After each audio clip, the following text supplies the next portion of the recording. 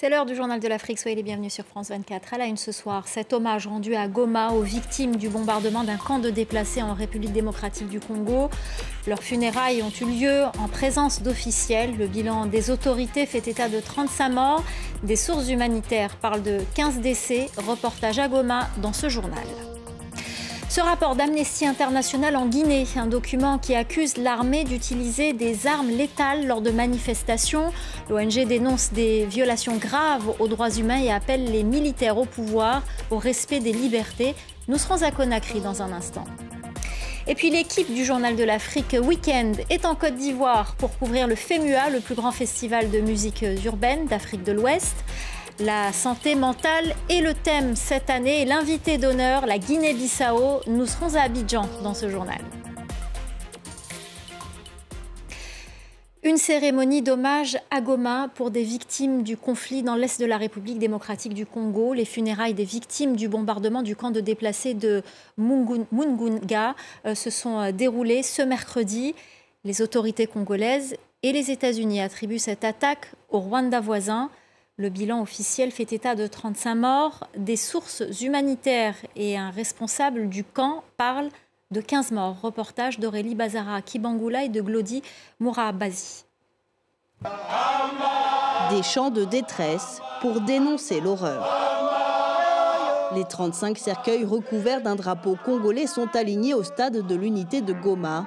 Familles, personnalités politiques et anonymes rendent un dernier hommage aux civils, tués le 3 mai lors d'un bombardement que les autorités congolaises et les États-Unis attribuent à l'armée rwandaise. Ce tableau bouleversant et traumatisant prouve à suffisance le niveau de cruauté et de culpabilité du Rwanda et de son chef Paul Kagame.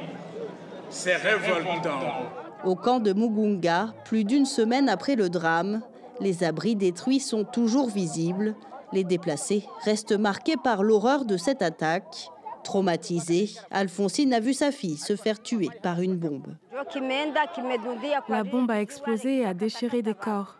Quand je me suis levée, j'ai vu des morceaux de chair humaine éparpillés au sol. Le manioc que j'avais étalé pour le sécher était couvert de sang et moi j'étais couverte de chair. Ce n'est pas la première fois que des explosions sont signalées dans des camps de déplacés. À plusieurs reprises, les humanitaires ont appelé au respect du droit international humanitaire. Ils demandent aussi que les positions d'artillerie installées aux abords des camps soient enlevées. On a peur. Si le gouvernement continue à tirer des bombes depuis ses positions à côté des camps, c'est sûr que nous serons encore touchés. Ils doivent aller se battre sur le champ de bataille et nous laisser tranquilles ici. Nous avons déjà fui la guerre et s'ils la ramènent ici, nous allons encore plus souffrir. Dans le Nord Kivu, le M23 occupe de larges pans de territoire et encercle presque entièrement Goma. Plus de 2 millions de personnes ont fui les violences des affrontements et vivent dans des conditions inhumaines selon les Nations Unies. On en vient à présent à ce rapport d'Amnesty International en Guinée. Il englobe la période de la présidence d'Alpha Condé jusqu'à nos jours. Le document dénonce l'utilisation d'armes létales lors de manifestations et des violations graves des droits humains. La correspondance à Conakry de Malik Diakité. Dans ce nouveau rapport, Amnesty dénonce la répression des manifestations par les forces de l'ordre depuis le régime déchu d'Alpha Condé, mais aussi sous la transition militaire en cours dans le pays. L'organisation affirme que les forces de défense et de sécurité guinéennes continuent d'être déployées dans les manifestations avec, je cite, des armes létales. Entre 2019 et 2021, ce sont au moins 66 personnes qui avaient été tuées par l'armée, la police et la gendarmerie au cours de manifestations qui portaient principalement à l'époque sur le changement constitutionnel et la réélection du président Alpha Condé. Depuis septembre 2021, sous la transition donc, du CNRD, ce sont au moins 47 personnes qui ont été tuées, selon notre décompte, et un plus grand nombre encore de personnes qui ont été blessées, toujours par les mêmes corps. Amnesty International déplore également les opérations de maintien d'ordre lors des manifestations en Guinée. Sollicitée, la direction de communication de l'armée guinéenne ne s'est pour le moment pas encore exprimée.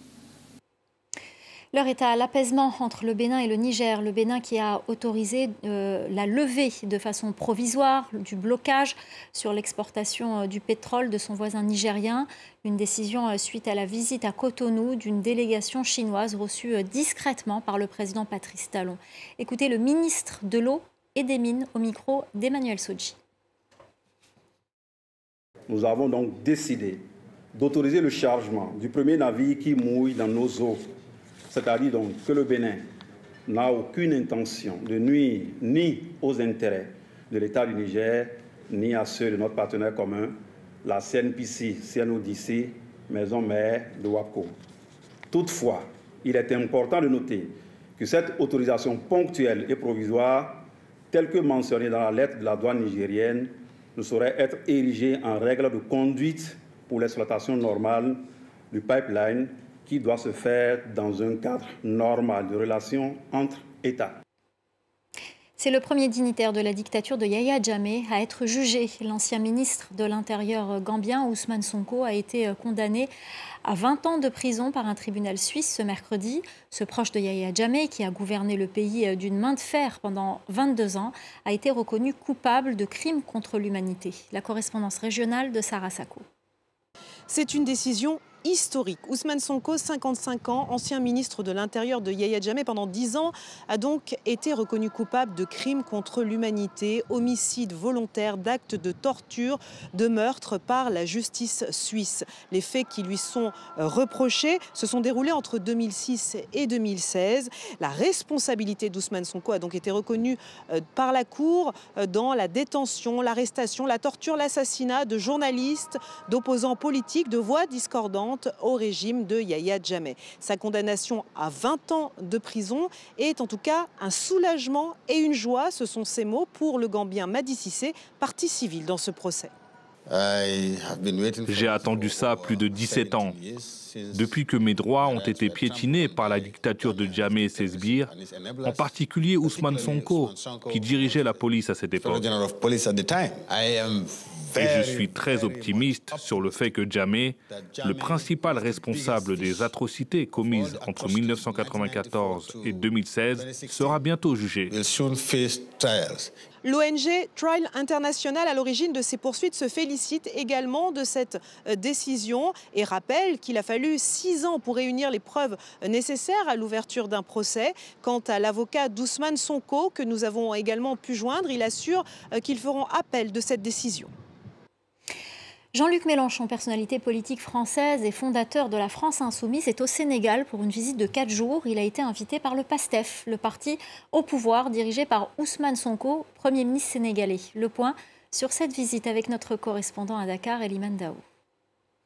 La France est capable, dans sa relation avec le Sénégal, du meilleur comme du pire, a dit Jean-Luc Mélenchon à la sortie de sa première étape de sa visite au Sénégal à la maison du président poète Léopold Sédar Senghor. Jean-Luc Mélenchon qui dit partager une bonne partie de la vision du premier président de la République du Sénégal, notamment sur la notion de l'universalité. Le point d'orgue de la visite est la rencontre avec Ousmane Sonko, le président du PASTEF, parti actuellement au pouvoir. Ousmane Sonko, actuel Premier ministre du Sénégal, auprès duquel Jean-Luc Mélenchon dit se tenir debout si le Sénégal veut faire quelconque réclamation dans sa relation historique heurtée avec la France. Les patriotes, le surnom donné aux partisans d'Ousmane Sonko, tout comme les insoumis, partagent bon nombre de points de vue dans la relation, dans la nouvelle relation qu'ils espèrent entre la France et l'Afrique. Des points de vue également sur la renégociation des accords économiques. Jean-Luc Mélenchon va tenir ce jeudi un discours à l'université Cheikh Anta Diop de Dakar devant les étudiants avant de terminer sa visite par l'île de Gorée où il se rendra ce samedi. En bref, l'ancien président gabonais Ali Bongo et 2 de ses jeunes fils ont entamé une grève de la faim pour protester contre, je cite, la séquestration et les actes de torture dont plusieurs membres de leur famille seraient victimes. Leurs avocats ont également indiqué qu'une plainte a été déposée devant le tribunal judiciaire de Paris. Tous les fugitifs inscrits sur la liste de recherche du mécanisme résiduel du tribunal pénal international pour le Rwanda sont morts ou ont été appréhendés. Annonce de l'organe chargé de poursuivre les personnes accusées par la justice internationale d'être responsables du génocide contre les Tutsis en 1994. Cela ne signifie pas pour autant que la traque des génocidaires est terminée, comme nous l'explique Bastien Renouille depuis Nairobi. En 1994, il y avait 93 noms sur les listes de fugitifs du tribunal pénal international pour le Rwanda. Hier, il n'y en avait plus que 2. Celui de Charles Sikubwabo, le maire d'une petite commune du Rwanda, et celui d'un dénommé Riandikayo, un restaurateur. 2 hommes peu connus avant le génocide qui auraient pris une part active au massacre et qui auraient incité la population à se retourner contre des milliers de Tutsis. C'est ce qui leur a valu cet acte d'accusation du tribunal pénal international pour le Rwanda. Alors, selon le mécanisme résiduel, les 2 hommes sont morts. Le premier aurait perdu la vie en 1998 au Tchad, à N'Djamena, où il s'était réfugié. Et le second, en 1998 également, à Kinshasa. Mais cela ne signifie pas pour autant que les poursuites sont terminées. Il y a notamment toujours Félicien Kabuga, le financier du génocide, qui est derrière les barreaux à La Haye. Et puis il y a aussi Fulgence Kayishema, qui est en Afrique du Sud et qui doit être extradé vers le Rwanda. Et cela ne signifie pas pour autant aussi que la traque est terminée. Certes, il n'y a plus de noms sur la liste du mécanisme résiduel, mais les autorités rwandaises recherchent toujours plus de 1000 personnes qui seraient impliquées dans le génocide. Et le procureur du mécanisme résiduel l'a affirmé, il continuera à aider les autorités rwandaises dans leur traque. Une traque qui s'effectue même en Europe. La justice française a une quarantaine de dossiers ouverts. Jusqu'à présent, 7 personnes ont été jugées en France. Une traque lente selon les associations de survivants qui dénoncent le fait qu'il y ait une centaine au moins de responsables du génocide qui soient toujours présents dans l'Hexagone. En bref, au Rwanda, l'opposant Bertrand Ntaganda ne pourra pas se présenter à l'élection présidentielle le 15 juillet prochain. La Haute Cour a refusé ce mardi la réhabilitation de ses droits civiques déchus après sa condamnation en 2011. Le coup d'envoi du FEMUA, le plus grand festival des musiques urbaines d'Afrique de l'Ouest. France 24 est à Abidjan pour couvrir l'événement. Cette année, la thématique est la santé mentale des jeunes et le pays invité d'honneur, la Guinée-Bissau. Notre envoyé spécial Fatima Tawan est sur place.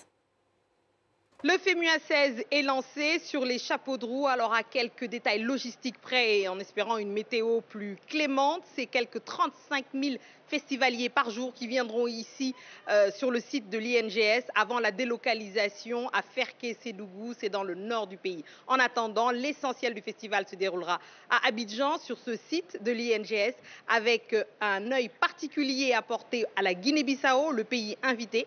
Et on écoute justement l'un de ses plus grands représentants, le chanteur bissau-guinéen Patché Dirima. C'est un show fou, c'est un show différent, c'est un sonorité différent que les gens connus de l'Afrique. Nous ardeus, nous ragapanos, non a pidi ugosi, na hora de no morto também, na bambarang, na nome de bussar nyurei, Josefa Silva Rainha. Magnifique Patché Dirima qui va en quelque sorte ouvrir le bal des concerts. Après lui, ce sera sans doute le plus français de tous les chanteurs congolais, Gims. Et puis vendredi soir, ce sera le tour de la star nigériane Yemi Alade. Avant évidemment la star locale que tout le monde attend ici à Abidjan. Je pense évidemment à Tamsir, l'auteur du fameux Coup du marteau que vous connaissez forcément. Voilà, merci au reste de l'équipe du Journal Afrique Week-end, Elom Toblé et Clémence Valère. Et merci à la formidable Armelco. Merci également aux équipes en régie. Merci à notre chef d'édition, Khalid Aussi. Merci à vous, nos téléspectateurs du Journal de l'Afrique de France 24. Restez avec nous, l'info continue.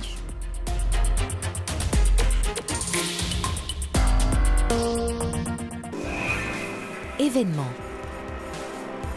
C'est le plus grand festival de cinéma au monde. Comme tous les ans, au mois de mai, Cannes accueille le meilleur du 7e art avec, sur le tapis rouge cette année, Meryl Streep, Francis Ford Coppola, Léa Seydoux ou encore Kevin Costner. Jusqu'au 25 mai prochain, ne ratez pas chaque jour à l'affiche depuis la Croisette pour tout savoir des temps forts de ce 77e Festival de Cannes. Vivez en direct le Festival de Cannes sur France 24 et France24.com.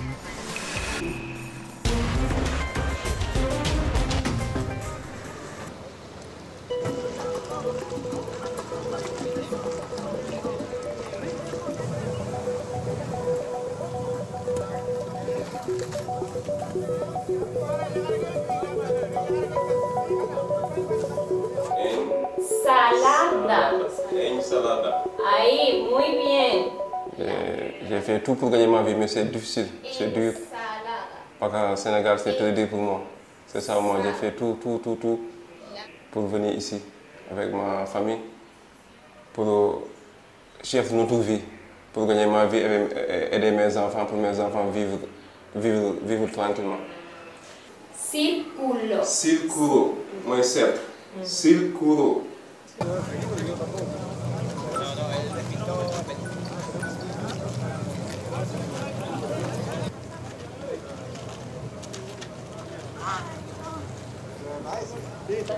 No vienen a quedarse en Canarias. Van a Francia, van a Reino Unido, van a la España continental o a Alemania. Canarias es un lugar de paso y lo fue siempre. ¿Cuál es nuestra sorpresa? Que la migración grande en Canarias es la europea y americana. La africana es muy pequeña, pero es la más alarmante y la que genera lo que acaba usted de decir del racismo.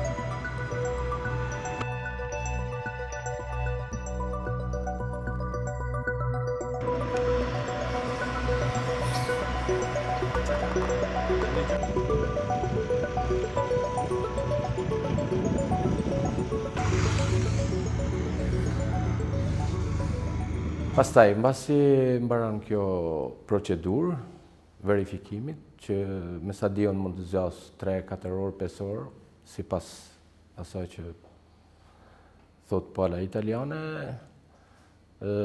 do të hypin në autobuza, ku është vendi përcaktuar dhe do të shoqërohen për në kampin e pritjes që është në gjallë.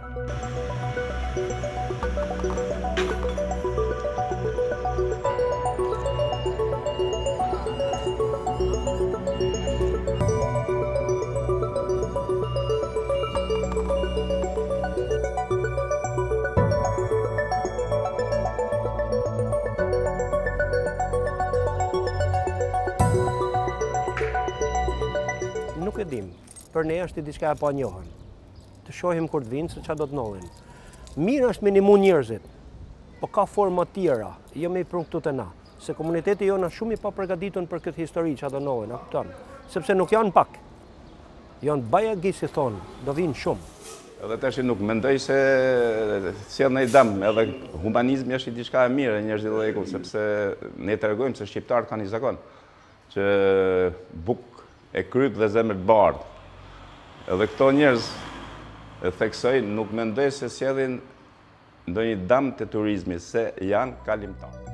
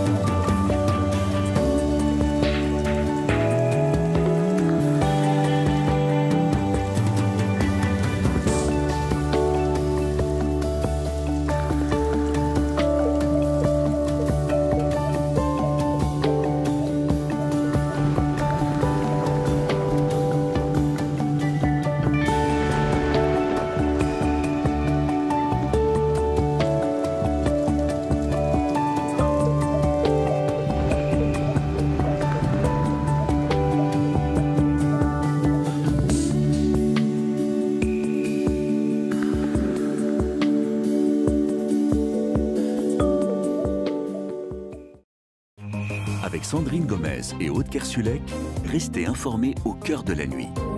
L'actualité ne dort jamais. Retrouvez-nous en direct sur France 24.